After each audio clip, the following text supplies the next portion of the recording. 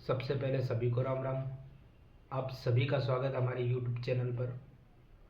आज हम कक्षा 10 का जो मॉडल पेपर नंबर 8 है संजीव डेस्क वर्क से, उसी में सवाल नंबर 2 हल कर रहे हैं, जो हमें दिया गया है रिक्त स्थानों की पूर्ति कीजिए 1 से 6 तक।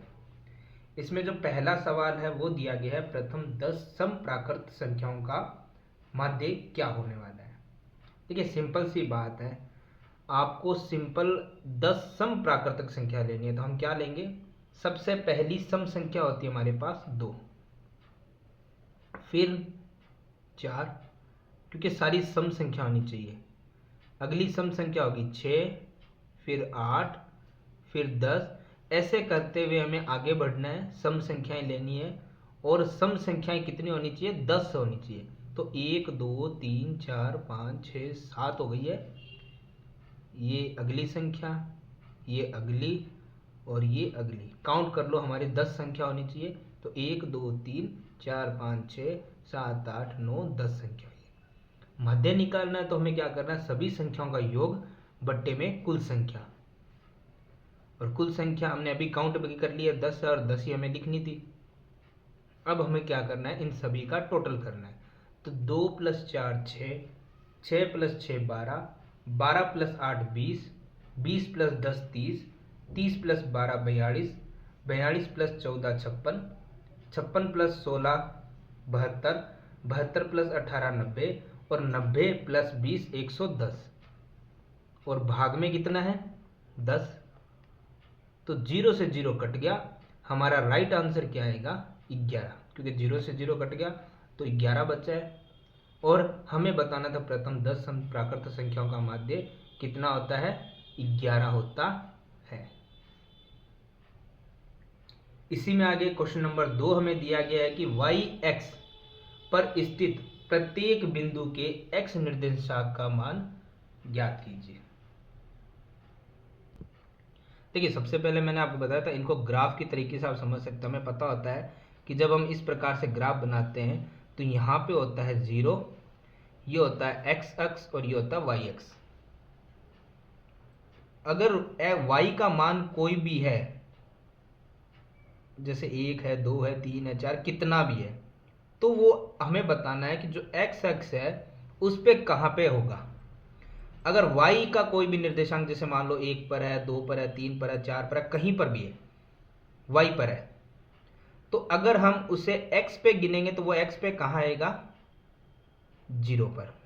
x पे कहाँ आएगा, हम काफ़ी बार ऐसे निर्देशांक लिखते हैं कि y का मान जैसे 2 है, y का तो मान पीछे आता है, x का कितना होगा, तो x पे अगर वो कहीं आगे नहीं बढ़ा है तो वो कहाँ होगा, 0 पर।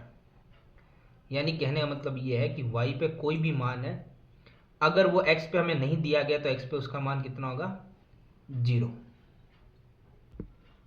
तो हमें यहाँ पे वही लिखना है कि x पे अगर कोई मान स्थित होगा तो वो y पे होगा तो x पे वो हमेशा 0 ही आएगा। अगर इसका उल्टा कर दो कि x पे कोई प्रत्येक बिंदु है तो y पे भी वो उसका मान कितना आएगा, 0 ही। जब तक हमें कुछ और ना दिया जाए निर्देशांक 0 रहेगा।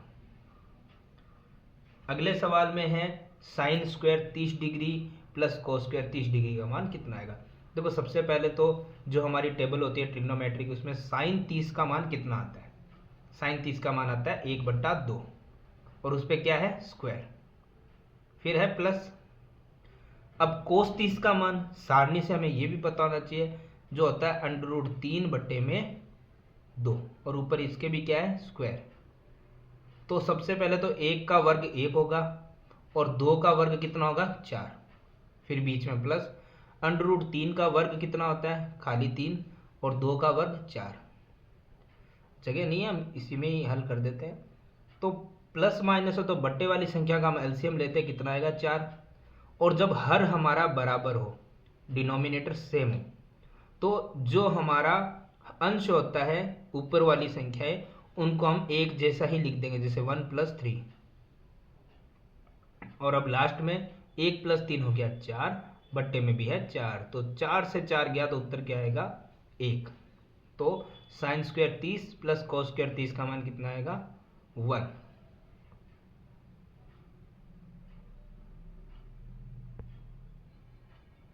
आगे सवाल नंबर 4, सवाल नंबर 4 एकदम आसान सा, जो मैंने आपको काफ़ी बार बोला है कि आप आयतन, क्षेत्रफल, इनके सूत्रों को याद रखें। प्रश्नावली 11 से, प्रश्नावली 12 से, चाहे प्रायिकता का योग का जो फॉर्मूला आता है वो भी क्यों ना हो, फॉर्मूले याद रखिएगा। काफ़ी बार आते हैं शंकु का आयतन कितना होगा, तो शंकु का आयतन यहाँ पे कुछ पूछा नहीं है, सिर्फ फॉर्मूला ही पूछा है, क्योंकि हमारे पास त्रिज्या ऊंचाई कुछ दे नहीं रखी है। तो शंकु का आयतन होता है 1/3 पाई आर स्क्वायर एच। देखिए पाई आर स्क्वायर एच ये बेलन का आयतन भी होता है, सिर्फ आगे 1/3 लगाओगे तो ये किसका आयतन बन जाएगा, शंकु का। जो अगला 5वां सवाल है वो पहले सवाल की तरह ही है, बस उसमें प्रथम 10 संख्याएं थी, इसमें प्रथम 4 है। उसमें सम थी, इसमें विषम है। तो विषम प्रथम ही है, तो प्रथम शुरू होती है 1 से विषम। उसमें सम था तो सम संख्याएं लिखी थी, इसमें विषम लिखनी है। और कितनी लिखनी है, 4। तो 1 2 3 और 4 सारी विषम है। और इसमें माध्य निकालना, तो माध्य का तो फॉर्मूला वही है, संख्याओं का योग बट्टे में कुल संख्या, संख्या 4 ही है, 1 2 3 4। तो 1 + 3 4, 4 + 5 9 और 9 + 7 16। भाग में कितना है, 4। 4 से 16 कितनी बार जाएगा, 4। तो प्रथम 4 विषम संख्याओं का माध्य कितना आने वाला है, 4।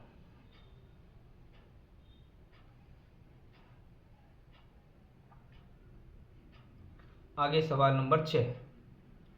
सवाल नंबर 6 है, यदि किसी एपी का प्रथम पद यानी ए हमें दिया गया है, सार व अंतर भी दिया गया है, तो तीसरा पद ज्ञात करो। देखिए हमें A3 निकालना है। वैसे A3 हम डायरेक्ट भी लिख सकते हैं, लेकिन फॉर्मूला से मैं लिख देता हूँ कि A + n - 1 गुणा में D।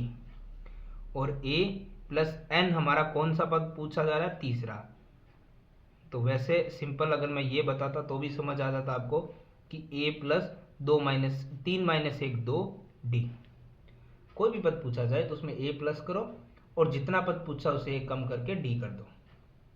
अब इसमें हमें क्या चाहिए था, सॉरी ये इसके आगे ही है, ए की जगह ए का मान रख दिया, +2 गुणा डी की जगह डी का मान रख दिया, जो है -2। तो देखो 5 वैसे का वैसा है, 2 की गुणा 2 से करेंगे तो कितना आएगा, 4। और बीच में देखो प्लस और माइनस क्या आ रहा है, माइनस, यानी कि A3 जो तीसरा पद पूछा था वो होगा 5 - 4 आ गया 1। तो तीसरा पद कितना है, 1 है। तो ये हमारा सवाल नंबर 2 हो गया है कंप्लीट।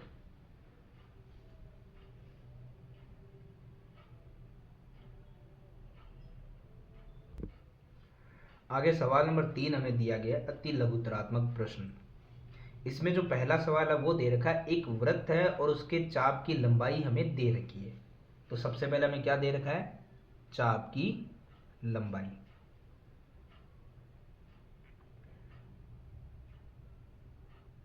जो है 4 सेमी, इसे हम L भी बताते हैं। ये आपको पहले भी काफ़ी बार हमने ये सवाल किया है। और साथ में हमें त्रिज्या भी दे रखी है, जिसे हम R द्वारा प्रदर्शित करते हैं, 6 सेमी। हमें वृत्त के त्रिज्याखंड का क्षेत्रफल लिखना है। तो मैंने आपको कहा था कि वृत्त के क्षेत्रफल, त्रिज्याखंड का क्षेत्रफल का फॉर्मूला होता है, हमें पता है। लेकिन जब कभी आपको चाप की लंबाई दे दी जाए तो हमें फॉर्मूला क्या लगाना है, वृत्त के त्रिज्याखंड का क्षेत्रफल। देखिए क्षेत्रफल का फॉर्मूला, जब चाप की लंबाई दे रखी हो तो होता है 1/2 गुणा L गुणा R, यानी 1/2 लिखिए। L यानी चाप की लंबाई कितनी है, 4, और R यानी त्रिज्या कितनी है, 6। ये ध्यान रखना कि L क्या होता है, R क्या होती है। अब सिंपल हमें क्या करना है, 2 से 4 कट रहा है 2 बार, ऊपर बच्चा है 1 की गुणा 2 से 2, और 2 की गुणा 6 से करेंगे तो कितना आएगा, 12। और नीचे कुछ भी नहीं बचा है भाग में, 12। और ये हमने क्षेत्रफल निकाला, क्षेत्रफल चाहे किसी का भी हो, उसमें हमें क्या करना होता है, वर्ग सेमी लगाइए या सेमी स्क्वायर लगाइए, एक ही बात है, तभी हमारा आंसर क्या होगा, कंप्लीट।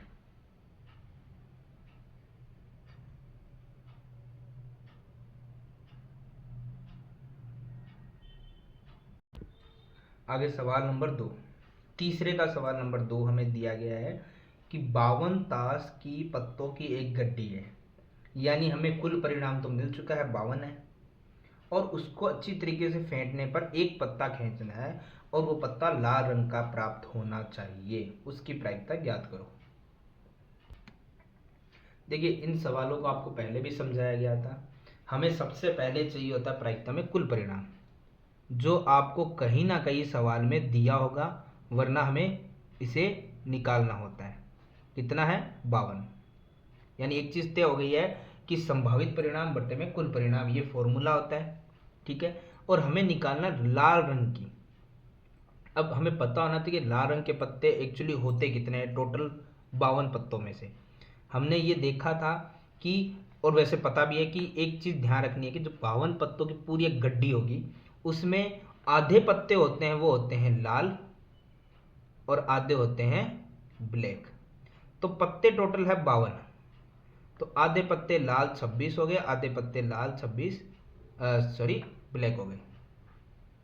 तो हमें क्या करना था? लाल रंग के पत्तों की प्रायिकता निकालनी थी। लाल रंग के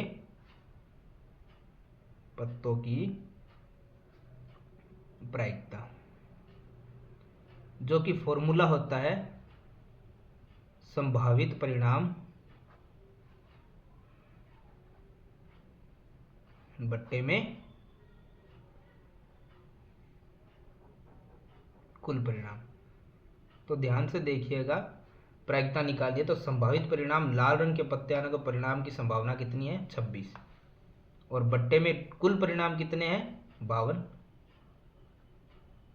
तो अगर आप इसको किसी पाड़े से काट सकते हो तो काट लीजिए। जैसे ये कट रहा है हमारे पास 13 के पाड़े से, 13 एकम 13, 13 दूना 26, 13 तीन 40, 13 चौक 52, 2 बट्टे में 4। अभी भी कट रहा है, 2 एकम 2, 2 दूना 4। अब इससे आगे ये नहीं कट सकता, तो हमारी प्रायिकता होगी 1 बट्टे में 2।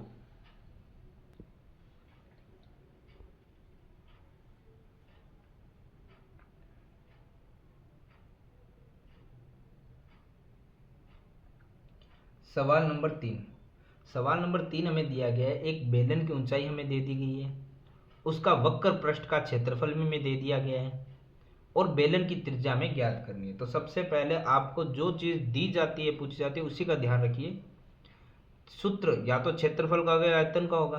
तो क्षेत्रफल हमें दे रखा है किसका? बेलन का। तो उसी का फॉर्मूला लगा दो, बेलन का वक्र पृष्ठीय सूत्र, वक्र पृष्ठीय क्षेत्रफल का जो फॉर्मूला होता है वो लगा देंगे, जो होता है 2πr/h। फॉर्मूला सभी याद रखिएगा, क्योंकि सूत्र के बिना उत्तर नहीं होंगे। ठीक है, जब तक सूत्र याद है तभी तक उत्तर होंगे हमारे। तो वक्र पृष्ठ के नीचे वक्र पृष्ठ 968 बराबर 2 पाई का मान, जो कि नॉर्मल 22/7 ही हम रख सकते हैं। अगर कहीं आपको 3.14 का उदाहरण आपको संकेत दिया तो वो रख दीजिएगा। त्रिज्या तो हमें ज्ञात करनी है, और गुणा में ऊंचाई हमारे पास कितनी है? 11। अब क्या करना, आपको त्रिज्या इस तरफ अकेली छोड़ देनी है, और बाकी 968 पहले से इधर था। अब जितनी संख्या गुणा में है, जैसे 2 गुणा 22 गुणा 11, वो सभी कहाँ जाएगी? भाग में। और जो भाग में वो कहाँ चला जाएगा? ऊपर गुणा में। जिससे हमें कट सकता है हम काट देंगे। जैसे 2 के पाड़े से 2 चौके 8, बच गया 1, 2 8 16, 2 चौके 8। 11 के पाड़े से 11 चौक 44, आंसर लगे 4, 11 चौक 44। अब है 22।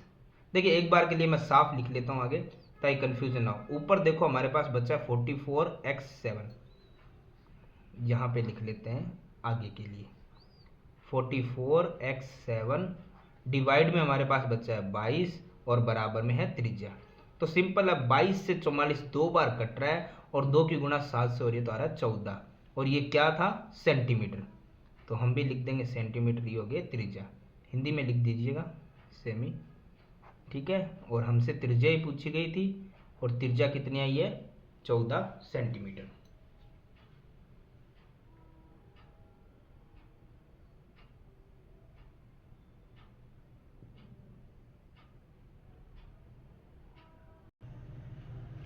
आगे सवाल नंबर 4 हमें दिया गया एक लंबवर्तीय शंकु की त्रिज्या हमारे सामने है, ऊंचाई हमारे सामने, हमें शंकु की तिर्यक ऊंचाई ज्ञात करनी है। ठीक है, अब शंकु में तिर्यक ऊंचाई जो हम ज्ञात करते हैं, शंकु की तिर्यक ऊंचाई यानी कि एल, उसका फॉर्मूला आता है, सबसे पहले अंडर रूट होता है और उसमें R square plus H square होता है। ठीक है, तो इसमें हमें क्या करना है, अंडर रूट रहेगा, आर हमारे पास यानी त्रिज्या हमारे पास है 2, उस पर भी स्क्वायर, और फिर है एच, एच हमारे पास ध्यान से देखिएगा 2 अंडर रूट 3 है और उस पर पूरे पे स्क्वायर है, ये अंडर रूट पूरा रहेगा। तो देखो अंडर रूट वैसे ही चलेगा, 2 का वर्ग कितना होता है 4, सिंपल, और 2 अंडर रूट 3 का वर्ग, इसको थोड़ा ध्यान से देखिएगा क्योंकि हमें इन दोनों संख्याओं का वर्ग करके गुणा करना है। 2 का वर्ग तो 4 होता है, ठीक है, जैसे मान लीजिए मैंने 4 रफली कर लिया, और गुणा में साथ में गुणा है दोनों संख्याओं की, अंडर रूट 3 का वर्ग हमें पता है 3 होता है, और दोनों गुणा करेंगे तो कितना आएगा 4 इंटू 3 12 आएगा। ठीक है, एल जो तिर्यक ऊंचाई थी, तो अंडर रूट है 4 प्लस 12 हो गया 16, और एल बराबर कितना आ गया 16 का अंडर रूट कितना होता है 4, और क्वेश्चन किस में था सेंटीमीटर में, तो 4 सेमी, ये आ गई हमारी तिर्यक ऊंचाई। सवाल नंबर 4। आगे सवाल नंबर है 5। सवाल नंबर 5 हमें दिया गया है कि A1, A2, A3 ऐसे करते हुए AN इतने पद है और इनका माध्य में दे दिया गया A है। हमें A का मान ज्ञात करना है, कितना आएगा।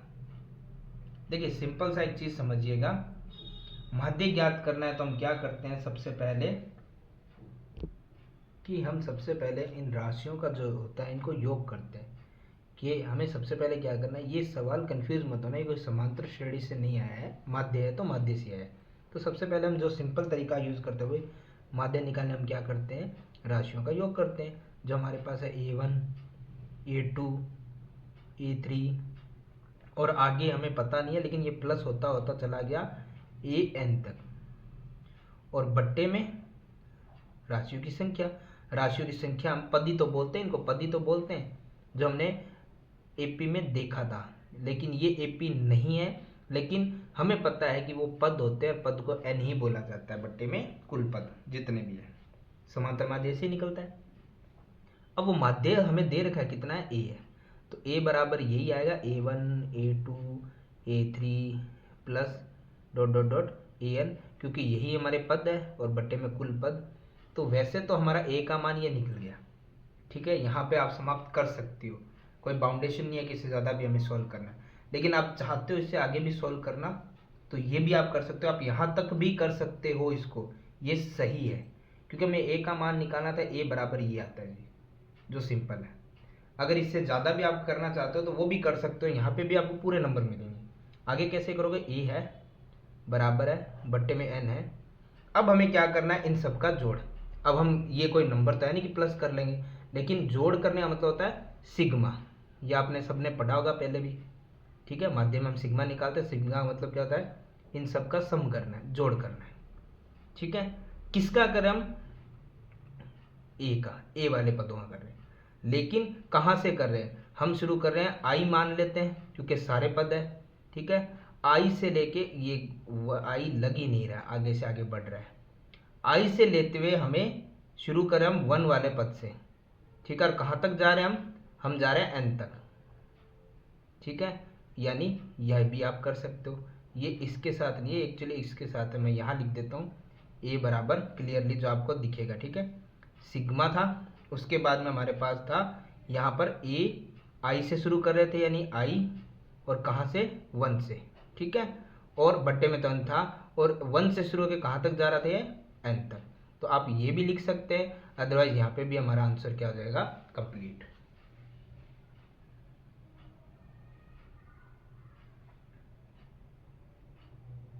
आगे सवाल नंबर 6।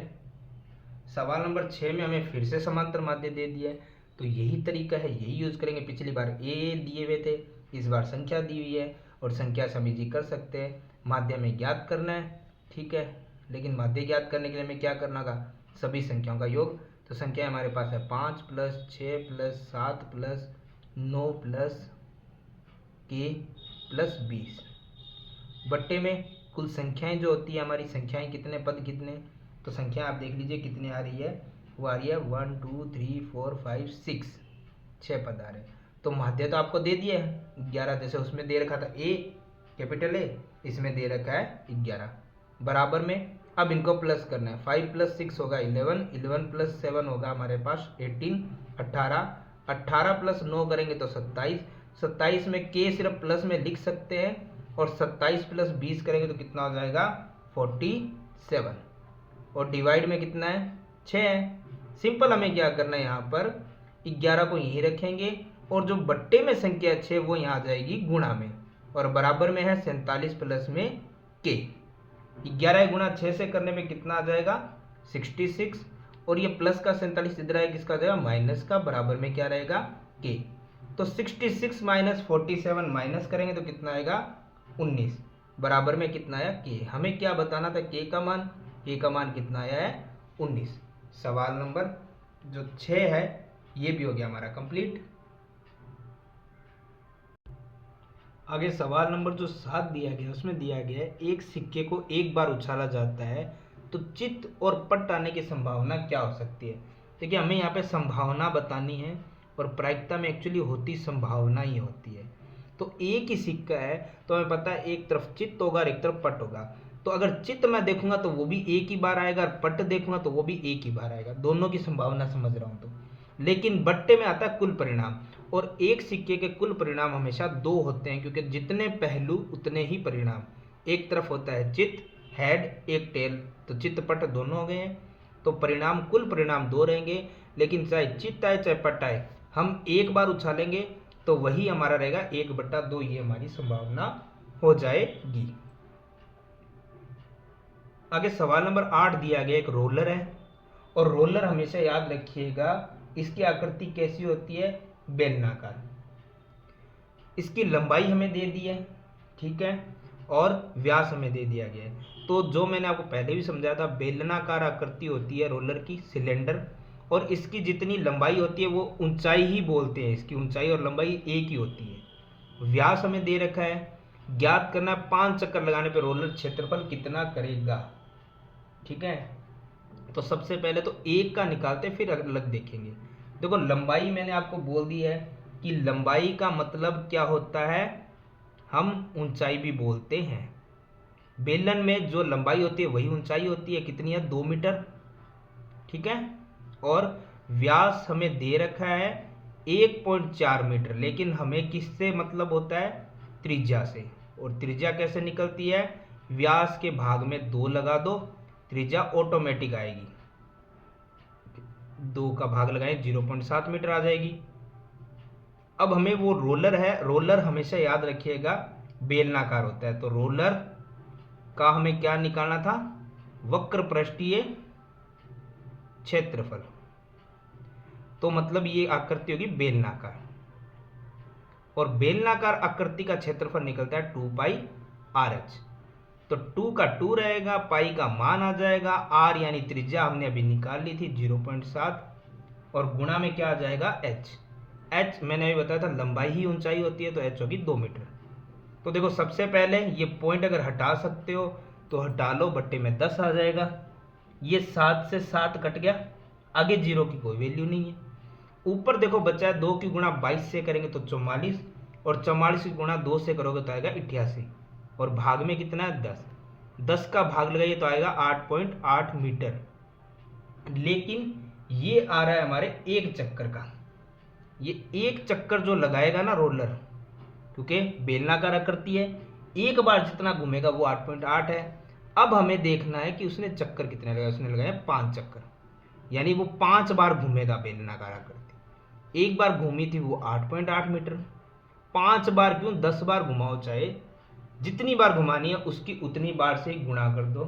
तो गुणा हम कर लेंगे, आप 5 की गुणा 8 से 40, कैरी जी 4, 8 की फिर 5 से गुणा करेंगे 40 और 4 44, और एक संख्या पहले पॉइंट है, पॉइंट के बाद सिर्फ जीरो है तो हटा सकते हो, मीटर, और ये स्क्वायर लगेगा क्योंकि हमने क्षेत्रफल निकाला था। तो हमारा यहाँ पर भी स्क्वायर रहेगा, यानी 5 चक्कर अगर वो रोलर लगाएगा तो क्षेत्रफल कितना करेगा, 44 मीटर स्क्वायर। यही हमारा इसका हो जाएगा फाइनल आंसर। फिर आगे सवाल नंबर 9। इसमें दिया है किसी आवर्ती बंटन में माध्य माध्यिका आपको क्रमशः दे रखी है, ये माध्य और ये माध्यिका है। बंटन का बहुलक ज्ञात कीजिए। तो माध्य माध्यिका बहुलक अगर तीनों आ रखे हैं तो इनके संबंध को पहला लिखिए, संबंध से ही आप ज्ञात कर सकते हैं। देखिए संबंध क्या होता है, संबंध ये होता है, तीन माध्यिका हमेशा बहुलक प्लस 2 माध्य के बराबर होता है। एक बहुलक प्लस 2 माध्य के बराबर होती है तीन माध्यिकाएं। तो हमें ज्ञात क्या करना है, जो जो मान दिए गए हैं पहले तो वो आप लिख दो। देखो 3 तो फॉर्मूले में है तो रहेगा। माध्यिका कितनी थी, माध्यिका बाद में थी तो क्रमशः में बाद भी वाली माध्यिका आएगी, कितनी है 55।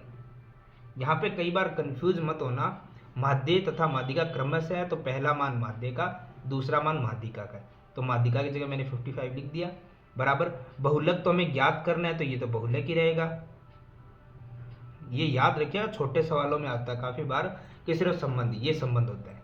प्लस 2 गुणा माध्य, माध्य कितना हमारा 52। अब सिंपल देखो, 3 की गुणा 55 से करनी है तो ये तो हो गया 165, बराबर। बहुलक हमें ज्ञात करना था, और प्लस 2 की गुणा 52 से करो तो ये कितना आ रहा है 104। अब आप बहुलक ही हमें ज्ञात करना है तो बहुलक को एक तरफ छोड़ दो, और 165 था, ये प्लस का 104 इधर आएगा तो किसका हो जाएगा माइनस का। तो 165 में से 104 को जब हम माइनस करेंगे तो ये बचेगा हमारे पास 61, और ये क्या निकला है बहुलक। और हमसे पूछा क्या गया था, बहुलक ही पूछा गया था, बहुलक आ गया 61। क्लियर। आगे सवाल नंबर जो आ रहा है 10, उसमें दिया गया है 2 खिलाड़ी है ए और बी, टेनिस का एक मैच खेल रहे हैं। यह ज्ञात करना है कि अगर ए के मैच जीतने पे प्रायिकता है 0.62 तो बी के जीतने की प्रायिकता क्या होगी। देखो बी जीत रहा है मतलब ए हार रहा है, तो सबसे पहले हम लिख देंगे ए की जीत की प्रायिकता।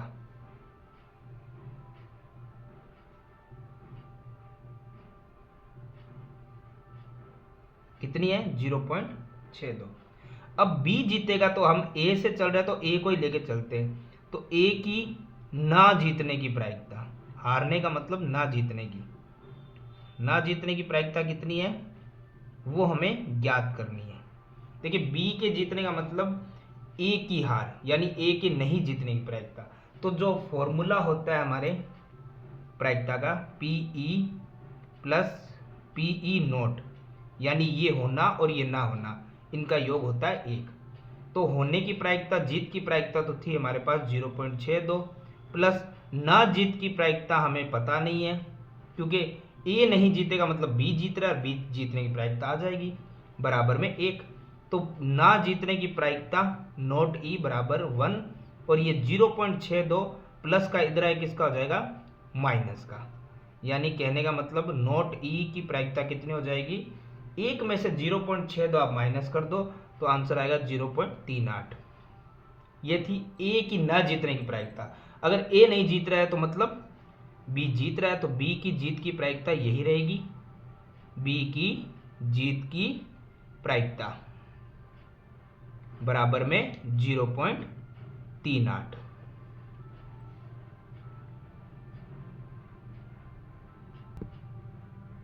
इसके बाद में हम देखते हैं आगे क्वेश्चन नंबर 11।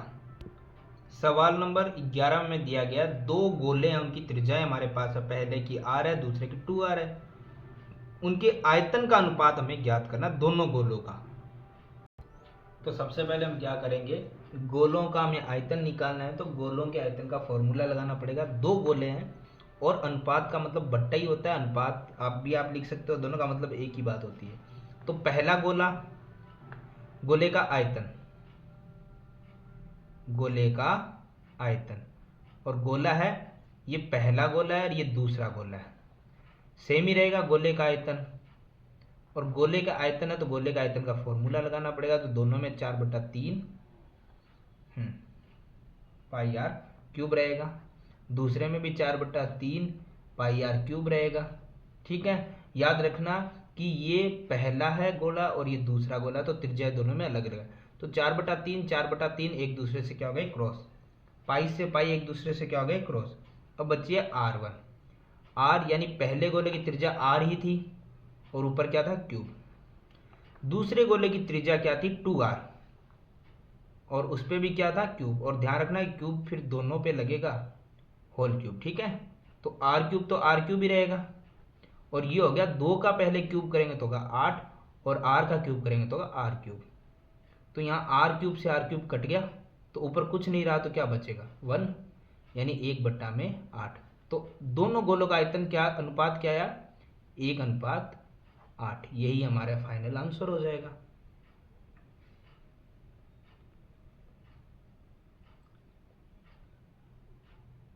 आगे सवाल नंबर 12, तीसरे सवाल का 12वां जो पार्ट हमें दिया गया है, एक बंटन है और उसकी माध्यिका ज्ञात करनी है। तो सबसे पहले उसे हम किस में लिखते हैं आरोही क्रम में, एक पहले, फिर 2, फिर 3, फिर 4, फिर 5 और फिर 7। इसमें थोड़ा सा ध्यान रखिएगा कि हमें क्या करना है। माध्यिका ज्ञात करने के लिए हम सबसे पहले लेते हैं n/2वां पद प्लस में n+1/2वां पद और भाग में 2। तो देखो n/2, n का मतलब वो है पद। पद कितने थे 1 2 3 4 5 6, 6 पद थे, तो हम लिख सकते हैं 6/2 प्लस में n की जगह कितना आएगा वही आएगा 6। ठीक है, तो हम सिंपल एक चीज करते हैं, पहले इसको सॉल्व कर लेते हैं। अगर हम यहाँ लिखते हैं कि n/2 तो 6/2, तो ये हमारा आ जाएगा 3। तो n हमने कितना निकाल लिया 3, ध्यान से देखना। तो मैं इसको सिंपल कर देता हूँ, यहीं पे ही 3 प्लस n तो अभी हमने निकाला था 3 आ ही गया था, 3 + 1 कितना हो जाएगा 4। ठीक है, हमें एक चीज ध्यान देनी यहाँ पर, आगे वापस वही आ रहा है n/2 का मान तो वही होगा 6/2 बराबर में 3 आएगा। 3 प्लस में 1 कितना हो गया 4 और भाग में कितना था 2, तो 3 और 4 कितना हो गया 7। 7 में भाग करेंगे 2 का तो कितना आएगा 3.5। तो इसकी माध्यिका कितनी हो जाएगी 3.5। तो इस तरीके से हमारा जो खंड अ है वो होता है कंप्लीट।